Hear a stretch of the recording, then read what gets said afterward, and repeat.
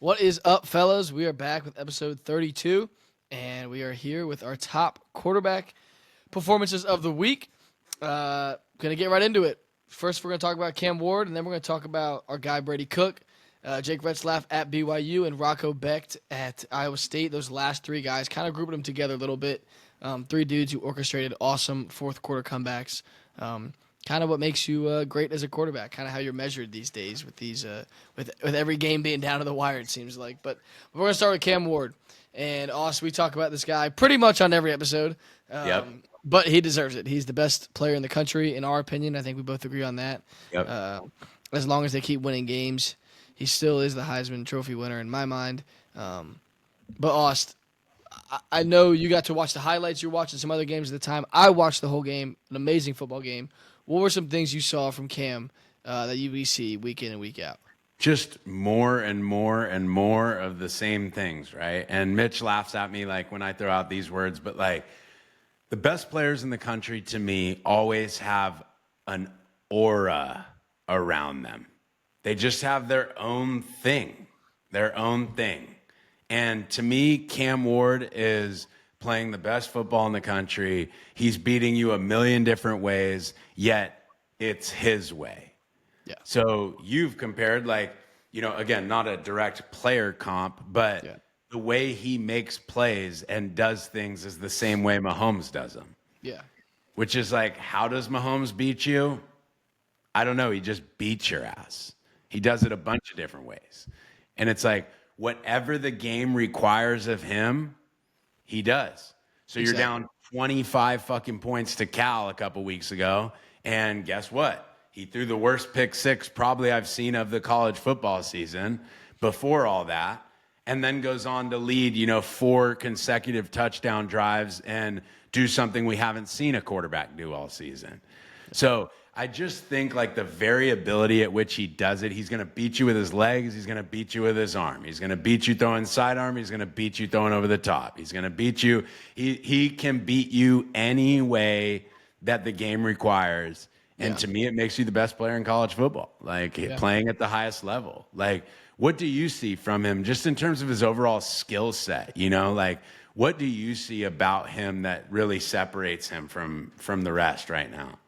Yeah, I think that just having no limits, being unlimited, and you said it, just doing what the game requires of him to win. And that's why I compare him to Patrick Mahomes. And again, Patrick Mahomes is the best quarterback on the planet. So I'm not saying they're the same. I'm just saying in the way that they do it, there's no limits. If you need him to run, he'll run. If you need him to throw over the top, he'll throw over the top. Sidearm, he's throwing sidearm. Standing still in the pocket or on the move. It's just being able to do whatever the game throws at you. He's able to do it. And that's, something that we preach training wise, not only throwing the football, but also on a sports science perspective. Something that we're so big on is training yourself to be unlimited. Whatever the game asks you to do in the moment, no questions asked, we're able to do it because we've been there. We've trained it. We've trained the body positions, throws we got to make. It's all that stuff. And that's why I think he's so special. Totally. And to do it, I think like exactly what you're saying. I think another quality of what is able to display that type of performance is, yes, what Mitch is saying right now about the way you train and being able to do all things. Like that's what you see with the way we coach quarterbacks and all of that. Also, he has incredible football IQ, dude. Yeah. His instincts. Yeah. And your ability to feel. So, I think that's, again, everything Mitch just said with Patrick Mahomes is valid. Everything that he's saying, of course, we're not comparing him to Patrick Mahomes, but through the mini college version right now is very similar. I think also that, those two guys instinctively just feel shit extremely well. You called Cam Ward he's not even fast, he's slow. It's like Mahomes. It's like you're never gonna call Mahomes fast. Yet why do Cam Ward and Patrick Mahomes seem to always get the angle on you, dude? Why? And that's Bob Stroop stuff of and I know you teach this in a lot of which the way you think, which is just manipulating space. Yeah. Being able to manipulate space, manipulate defenders, play angles, and do all of that.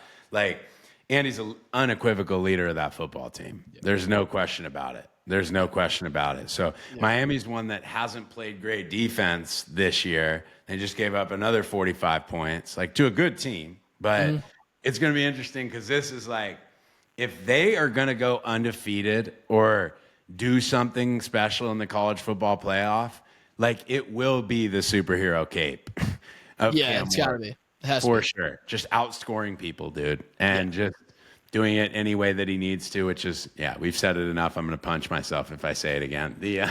All right. So now let's get into a couple of these big games. So the one I want to start with is Brady Cook, because obviously I freaking love the kid.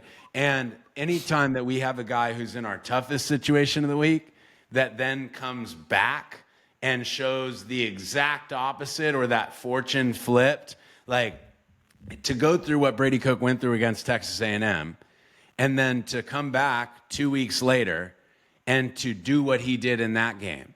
Now, some of you that watched the football game are like, dude, he was 11 of 22. What are you talking about? Okay, what I'm talking about is he got injured in the first quarter. He went to the hospital and left the game for 2 quarters, got an MRI. They said nothing's broken. And he sat there and was like, dude, if nothing's broken, I need to go play. They drive him back to the stadium. He enters into the stadium. You can't write this shit, dude. Enters into the stadium, and his team is down 2 touchdowns in the fourth quarter. They then he comes back in the game, and they go 17 points unanswered, and he leads a fourth quarter touchdown drive to win that thing. Like, just the competitive temperament to do that. A senior, his coach is crying after the game. He's crying after the game.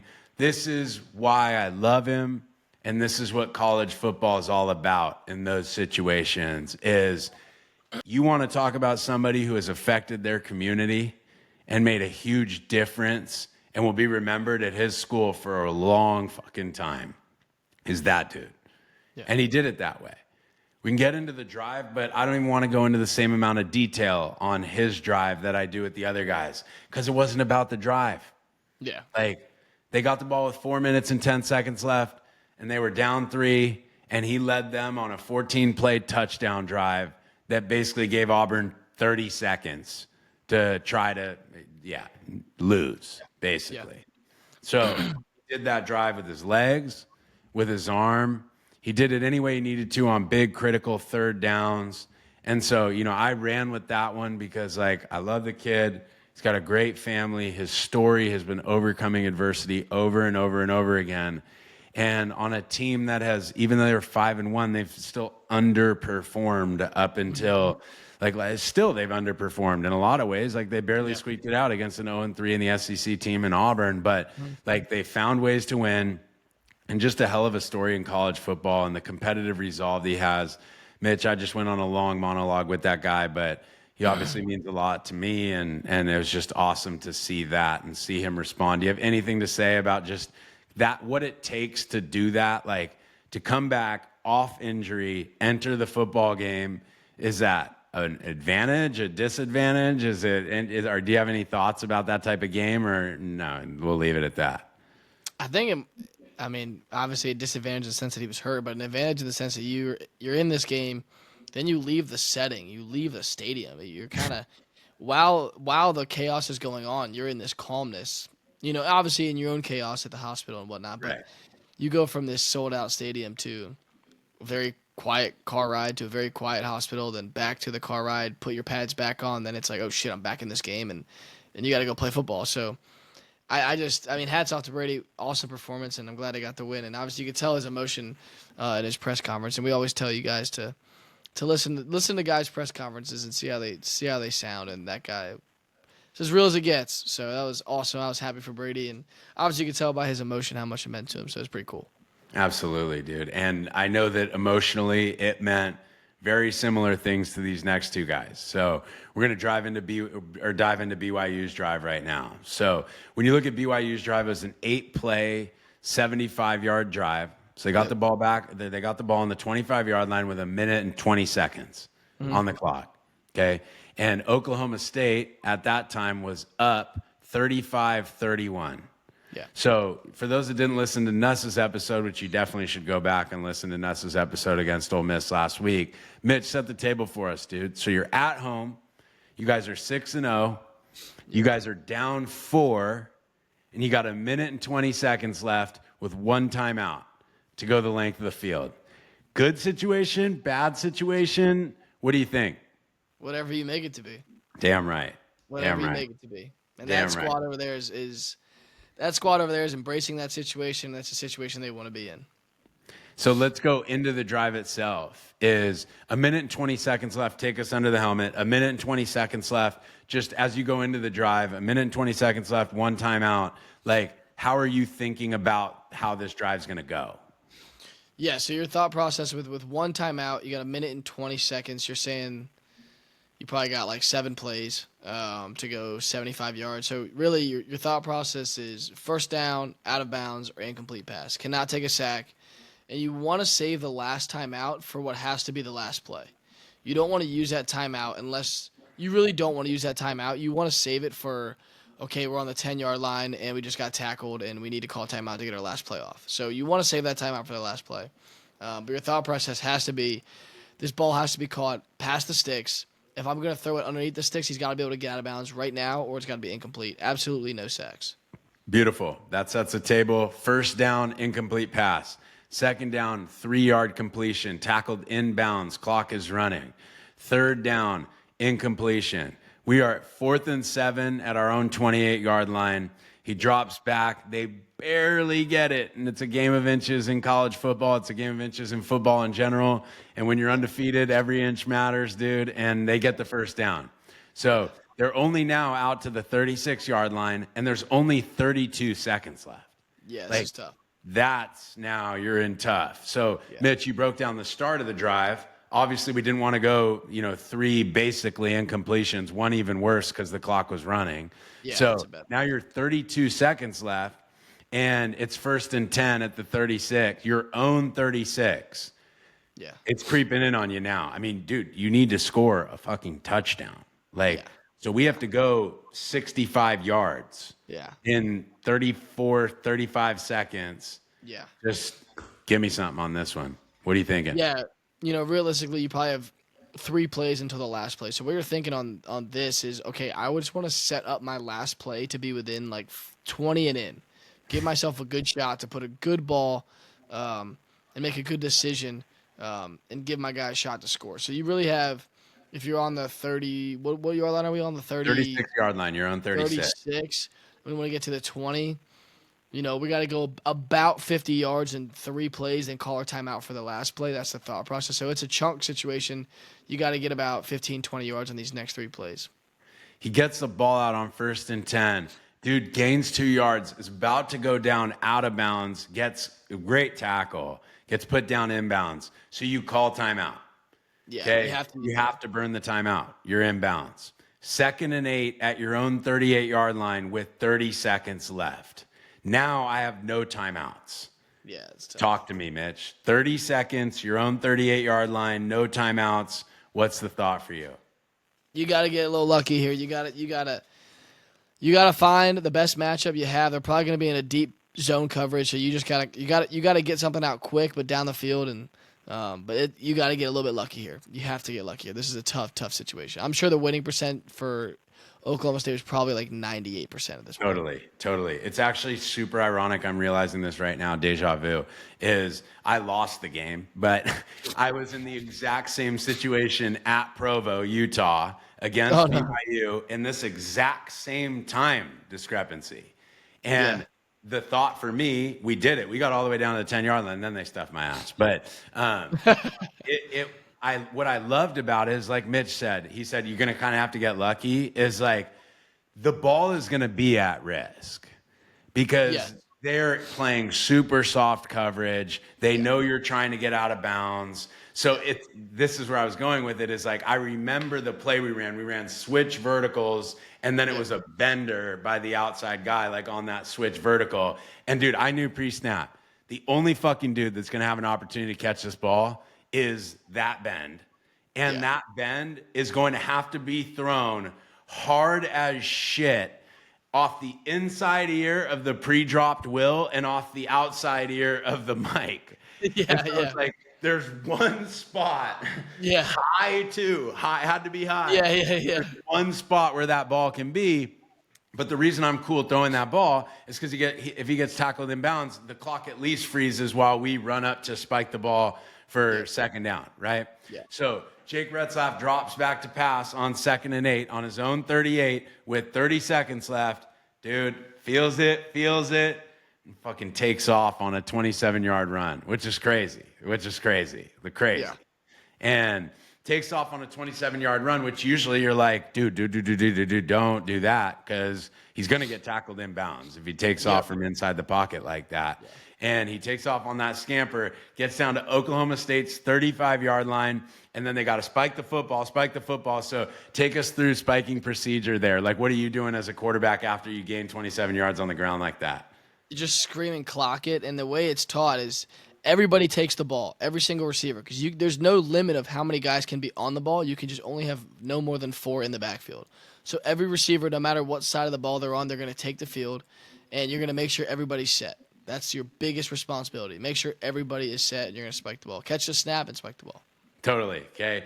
And the only other thing that I got absolutely chastised for with Franklin was like, Mitch, do you know the rule about if you throw it and it hits your lineman's foot? Assume it's alive. Like it can be you can't touch anybody.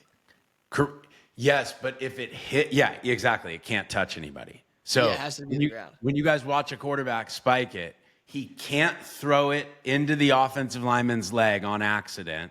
And he also can't throw it backwards because, like, if he were to do it backwards, that's a live football. Exactly. So anyway, just a fun little nugget there for you on the spike. Yeah.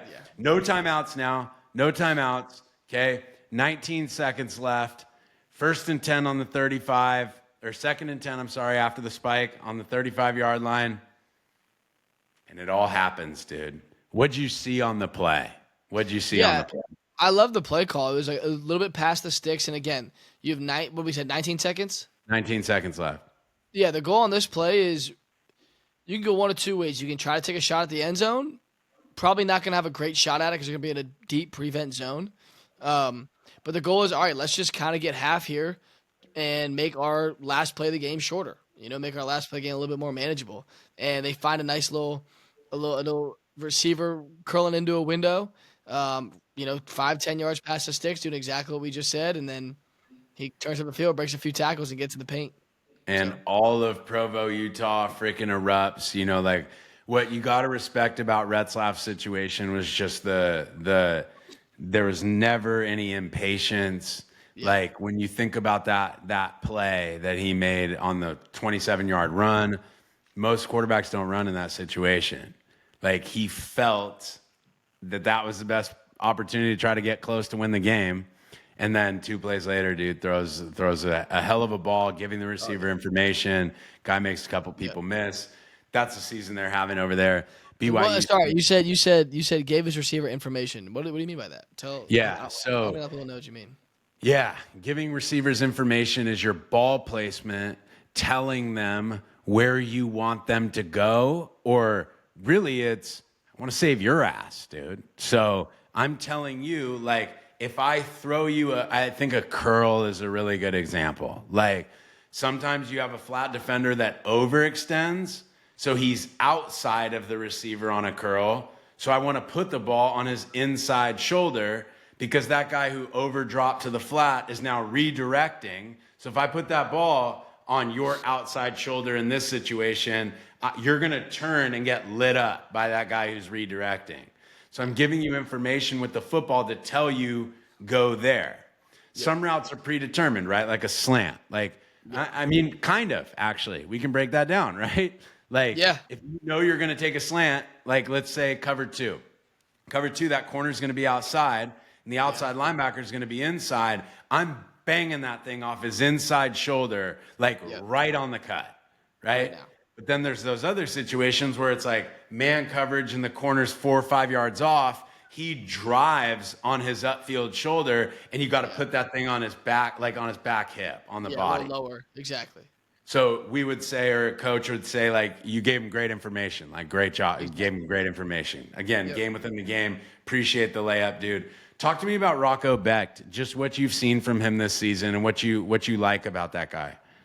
Dude, he's just got it. He's just got it. He's got swagger. He's got confidence. He's a competitor, dude. He plays his ass off, and you can tell that he's confident in himself and loves ball. Like his raw emotion, dude. Like I just love watching him play because he's feisty. Like he's fiery. Um, he just like he's just a yeah, dude. He's a beast. I love watching him play. Well, dude, and you have a little bit of the Brock Purdy thing going there, honestly. Yeah, Like yeah, it's they throw a little different, but it's like, dude, Iowa State uniform again, like yeah. not a big dude, No, like gritty as shit, yeah, winner, winner. Yeah, competing.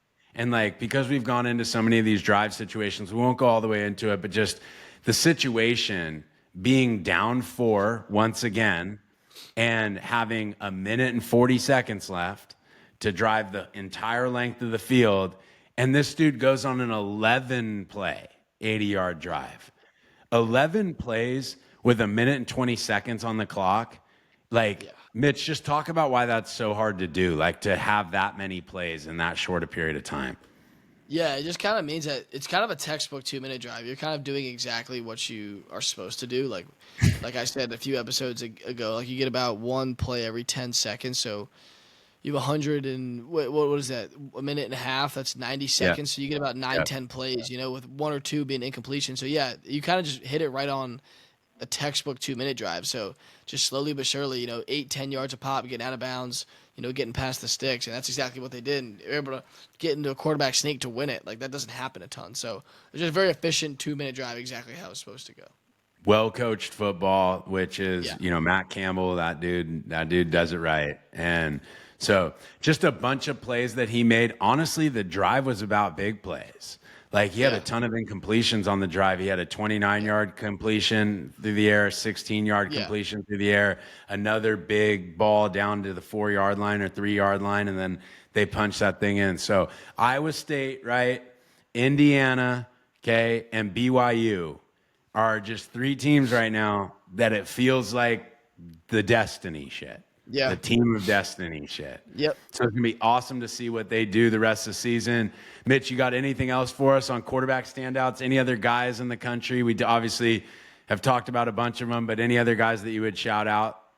Shout out my guy, Billy Edwards at Maryland. Beat USC this week, being down the whole game, down 21-7, came back and won it 29-28. Do you know anything that happened in that game? I didn't get to watch that I was game. watching it. It was a good game, just a good football game. Maryland made a comeback towards the end and able to win it. I think with like 50 seconds left, he ran a touchdown in. Old red rifle over there, Big Bill. And then the other guy who's playing really good football, dude, is it Avery Johnson from Kansas State? Yeah, he's Like, playing good ball. he's playing really good ball and doing it with his arm and legs too. But Yeah. we'll preview the matchups later on this week, guys. But fired up. Those are the quarterback standouts. We got a lot of good college quarterback play right now, and we'll see you in the next episode, which you should tune into because this is Texas, Arch Manning, Quinn Ewers, Steve Sarkisian, all on a plate for us, dude. All on a plate. We'll see you then.